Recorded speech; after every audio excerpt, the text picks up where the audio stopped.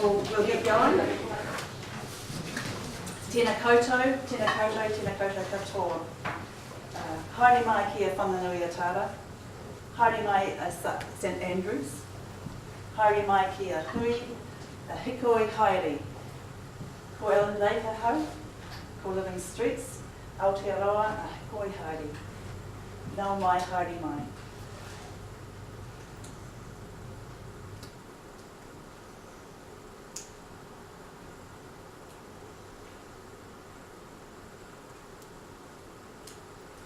Welcome to the first ever walking summit, New Zealand Walking Summit. Thank you all for being the walking champions who tune up to this first event. It's a bit of an experiment. Today we're going to look at what we need to do to make New Zealand a great walking place. You've got a program in your folder which will set out what we're going to do. But we've also got first of all, we've got a Twitter handle that if you would like to tweet away, it's hashtag New Zealand Walking Summit. Liz, is it NZ or?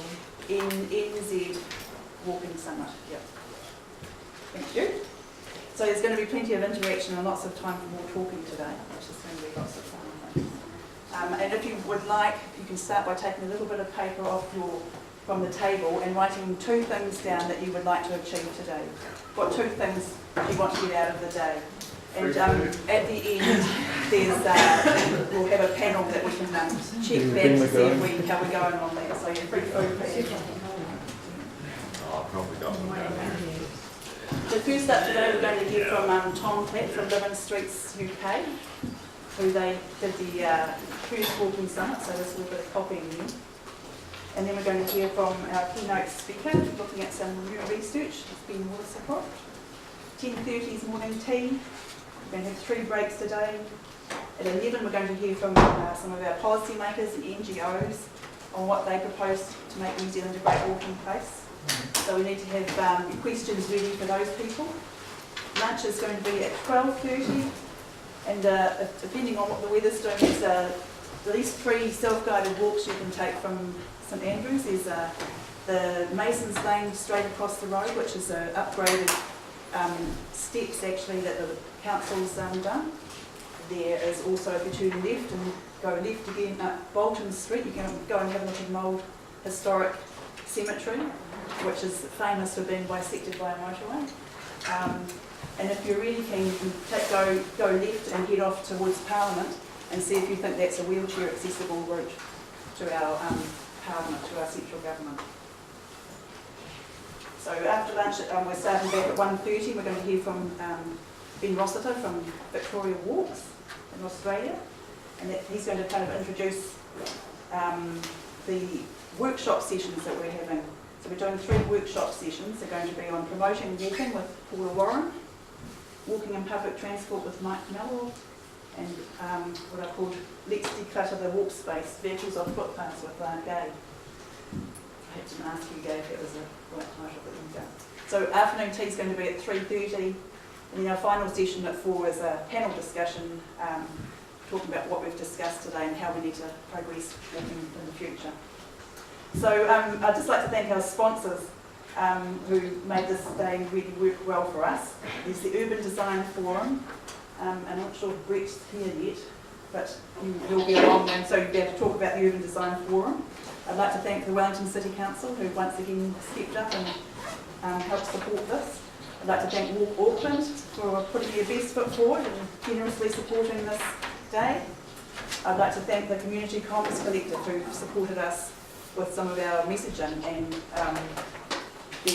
Sean's going to run the media training workshop for advocates tomorrow. And I'd also like to thank Juvenesco for 5-inch calls, and he did out the great designs for this thing. He did that for free, so if you were looking for a great designer, please do be in touch with us if you'd like some more work. We also got a few private donations from people, and they know who they are. But I'd also like to acknowledge Ben Watercroft, because you've donated a lot of your time, and you've also done the good research that we're going to hear about shortly. Housekeeping, about the video. So this day is about putting pedestrians first. We're trying to put the sustainable transport hierarchy into effect here. So we're talking walking and how to support pedestrians with vehicles away distant seconds. So put your car keys down, forget about your parking hassles, we're going to spend the day talking and walking. So if you I've had enough from me. Anyway, so we've got Tom here. Welcome to Wellington on a really cold, windy day, Tom. You're from Living Streets UK, a national charity for everyday walking. And I'll let you introduce whatever you would like. Please, take it away. Well, thank you. First of all, thank you so much for inviting me to speak at this summit. Something I'm very excited about. It's great to speak at one of our sister organisations' events. And Andy tells me this was partly inspired by the walking summit we had earlier in the year. So that's really something that we're really proud of.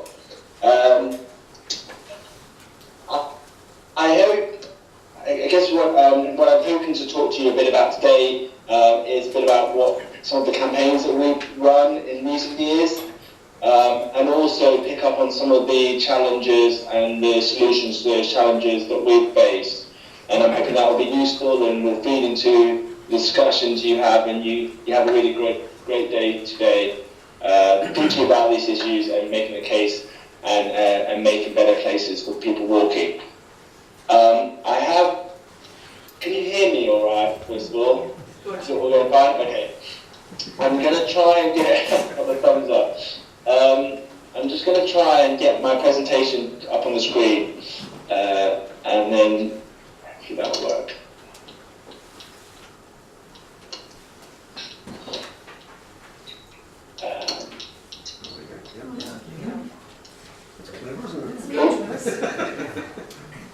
Does that work? Yeah. I can't see now, but I can see the presentation. So do shout if something's not clear. We've done that. Great. So as I said, I thought what I would do is a very quick introduction to Living Streets UK. Then I will go on to some of our campaigns and talk about some of the challenges and some of the tips and solutions we've had to overcoming those challenges. So first, a little bit about us. We work to improve people's lives by making our streets safer, more inviting places to walk. We have a really proud history in the UK campaigning on these issues. Over 85 years old, we campaigned for the first zebra crossings. And things like the first speed limits, and that's a history that we're very proud of.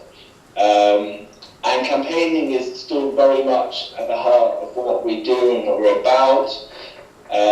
Some of our early campaigns was really focused around road safety and road danger reduction, and that's still key to what we do.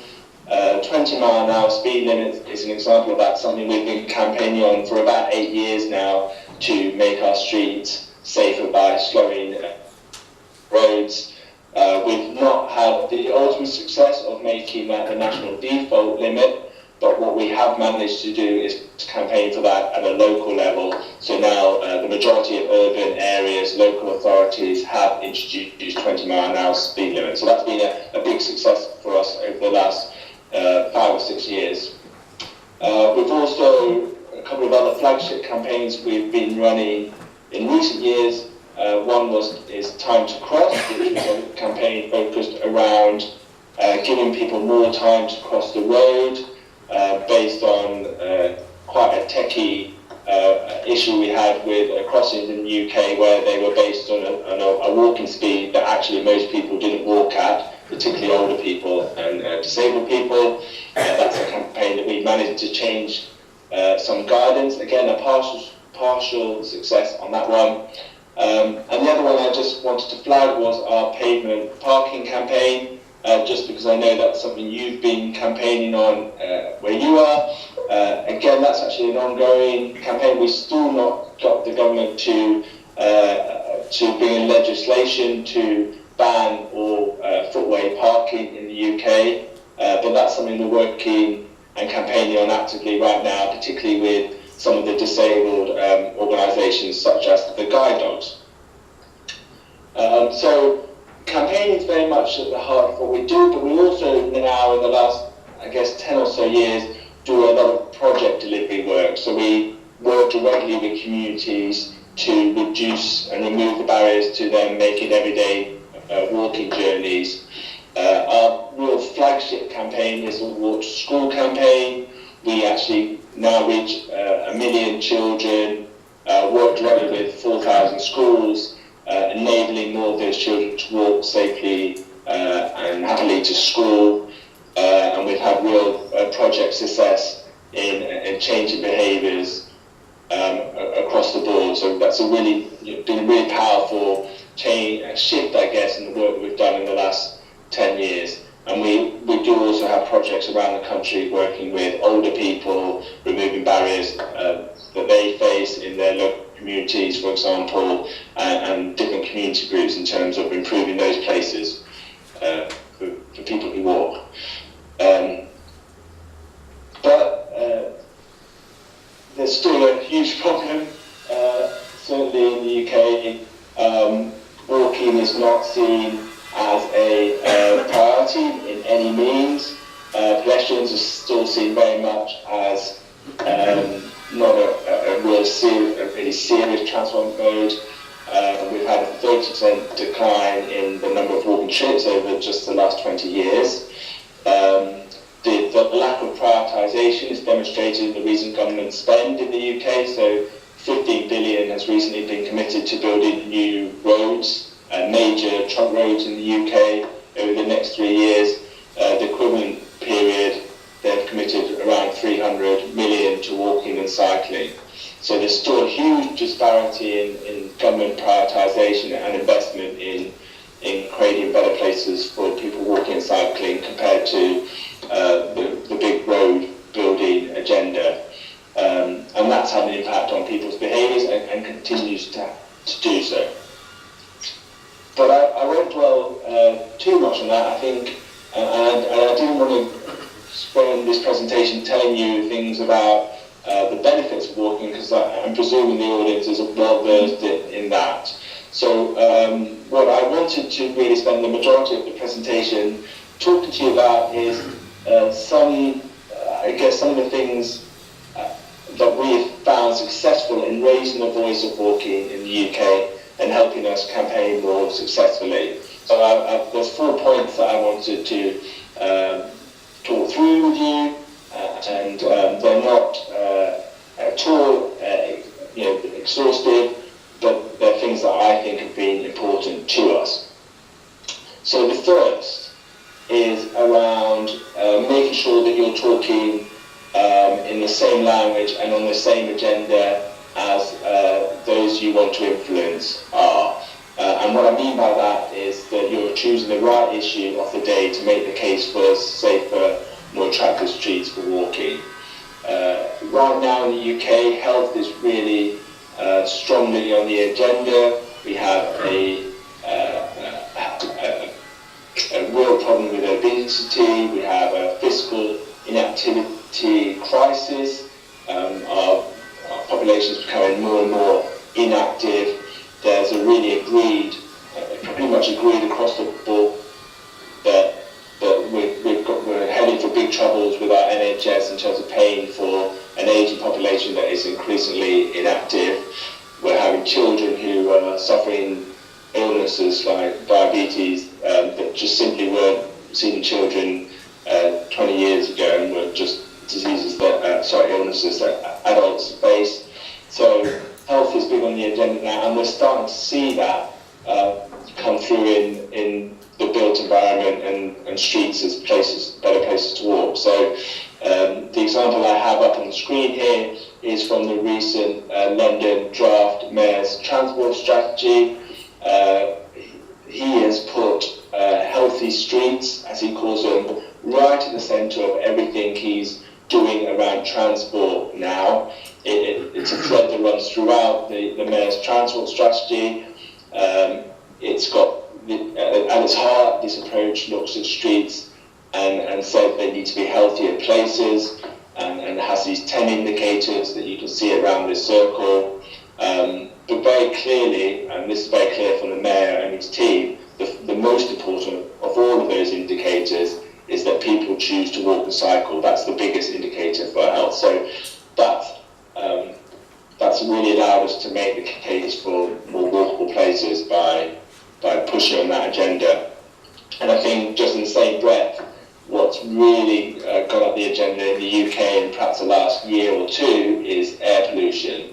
And I'd be interested actually to know how much of that issue that is in urban areas in New Zealand. It really has shot up the agenda in the UK.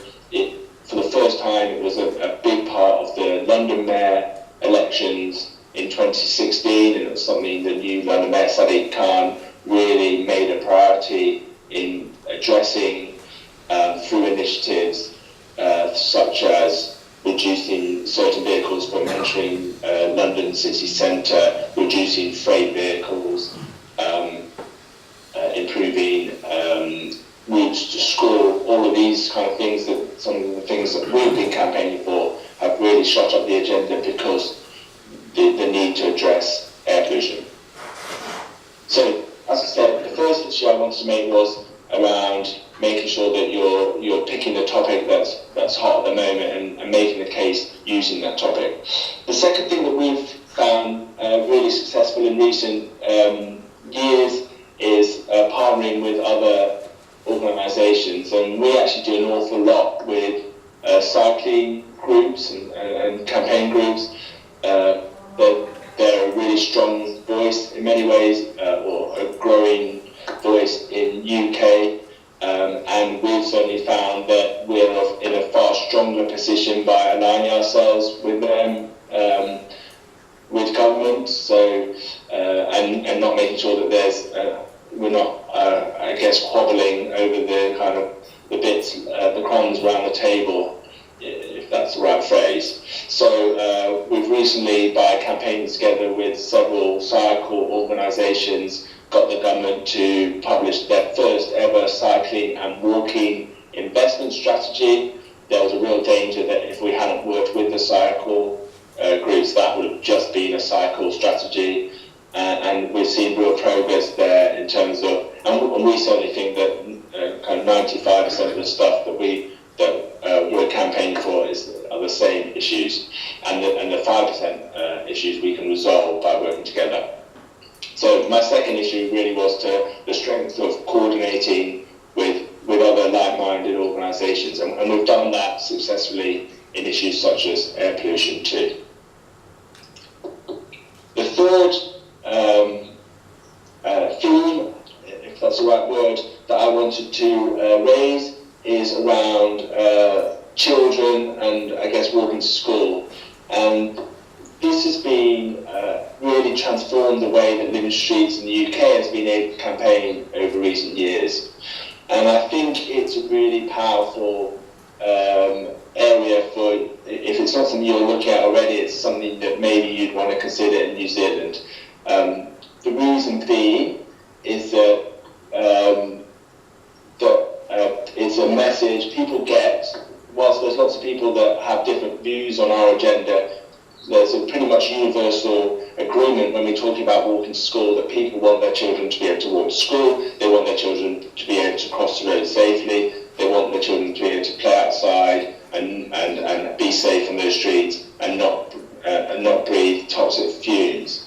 So I think that certainly when we go to speak to political bodies and government and people we want to influence, the making streets safe for children and making streets better places to walk to school is something that is cut through straight away, and it's something that people get and allows you to get that part of the conversation and then move on to other parts of the conversation. So for example, if we need safer routes to school, that's a good reason to have 20-mile-an-hour speed limits in residential areas, and clearly then that has benefits for everyone else walking and using those streets. So we've found the walk to school a really powerful way of getting our agenda across to decision makers. The fourth kind of area that I wanted to raise with you is the focus that we are moving more and more towards of campaigning at a town or particularly a city level. We feel certainly in the UK and in Europe that there's been a real shift in the way city leaders are seeing cities and their role in cities in improving those places for people on foot. Effectively, city leaders are seeing that if they can get more people walking and cycling and reduce the amount of people car journeys, they can create healthier, happy, less polluted cities, and that's actually also going to be really important in terms of attracting investment, business, and those and companies into their cities who want to locate in places that offer their employees a higher quality of life. And I think we're actually really excited this time because we're seeing cities push each other to be more ambitious on this agenda. And there's lots of great stuff, for example, going on in Paris, major schemes such as the pedestrianisation of the road next to the River Seine, but also lots of very small, very exciting projects around kind of a home zone or closing residential streets to through traffic. And what's very nice about learning about some of those examples is they often are very nicely talk about them in kind of nice ways that you can sell and sell it to politicians where you campaign.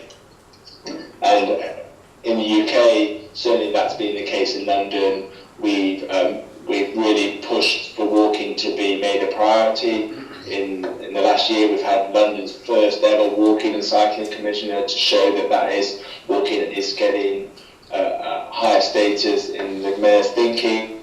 In fact, tomorrow we're expecting an announcement from Manchester's first ever walking and cycling commissioner, and we're certainly going to be doing our best to make sure there's a healthy competition between the big cities in the UK to see who can be doing the most and improve in places for walking. And I just wanted to pick up on Oxford Street because this has been a major campaign for us over the last few years, particularly up to the mayoral elections, where we got a pledge to pedestrianise Oxford Street, an iconic street in London, as I'm sure many of you know, but also somewhere which has some of the worst air pollution and some of the worst casualty figures for any street in London. So that's a really exciting change that we're hoping will happen in the next year and a half in the Mayor's Consortium. So, and just to kind of finish on that theme of cities, we, as I said, are really campaigning to try and make cities more walkable places. We think it's at a city level actually where we're being able to make the biggest difference. Central government we've struggled with in terms of the timescales and the case that needs to be made. At a city level, we're seeing real progress and quite rapid change in the way they're looking at their streets and cities. We've produced this blueprint which sets out 7 steps with a range of policy areas which you could download from our website very easily, and I'm sure lots of those things will translate. But they broadly are to make walking a priority, to show there's leadership, investment and a vision from the top, that you plan your towns and cities so that people can walk to the local amenities, that you connect your key transport hubs and key areas with a really clear walking network, that you design streets that are attractive places not just to walk but to be in, to mix with your neighbours, to spend time, that you provide attractive alternatives to the car. It's essential that if you're making a walking city that you're also making improving public transport and cycling, that's all part of the mix. That you're making your streets safer through things like 20-mile-an-hour speed limits, and that once you have all those things, you can also do the behavioural change and the open streets and the celebration of streets and the promotions that will be supported by those changes. So those are our 4 areas that I thought that we've seen it work for us, and I hope will kind of help or might at least come up in your discussions later today. I'm just going to get back to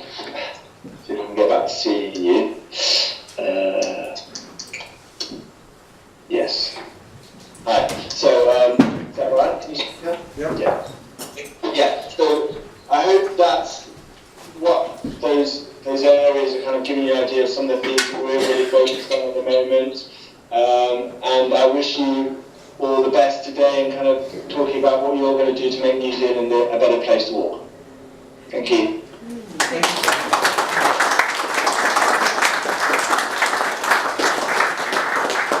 Thanks a lot. I think all of those issues that you raised are relevant in New Zealand. I'm quite interested in your one on air pollution. I've been reading a bit about that in the news, and I know that in Wellington we are, have a little issue at the moment with around getting rid of our electric trolley buses, which a lot of people are a bit distressed about, because that means we're going to get some diesel buses, at least in the interim. So there's an issue there, and the children walking to school is always hot topic, but it hasn't quite reached the political agenda very much, even though there's quite a decline in children walking to school in New Zealand. So do you want to take a question, or do you happy to? I'm more than happy to take a question. I'm not hearing you perfectly. Oh, okay. But I'm more than happy to. I can repeat the questions here on the microphone. Yeah, sure. And I can hear you a lot better, actually. Yeah, no worries. Has anybody got a question for Tom? Is this on? Any questions? Yep. Do you want to? I'm supposed to use it or not? Right. It's going to go into here, so you want to chat into there. He'll probably be better. Yeah, so Brent Barrett, I'm a councillor in Palmerston North City.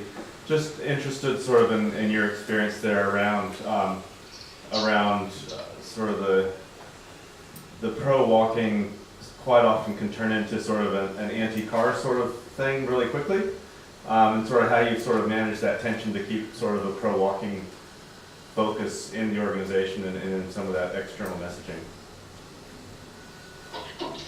Yes, good question. We spend a lot of time, I guess, on our messaging and making sure that we're not getting an anti-car message across. So it's something that we're always consistently thinking about in terms of our media releases, that we're talking about the positives of walking and cycling rather than the focus on the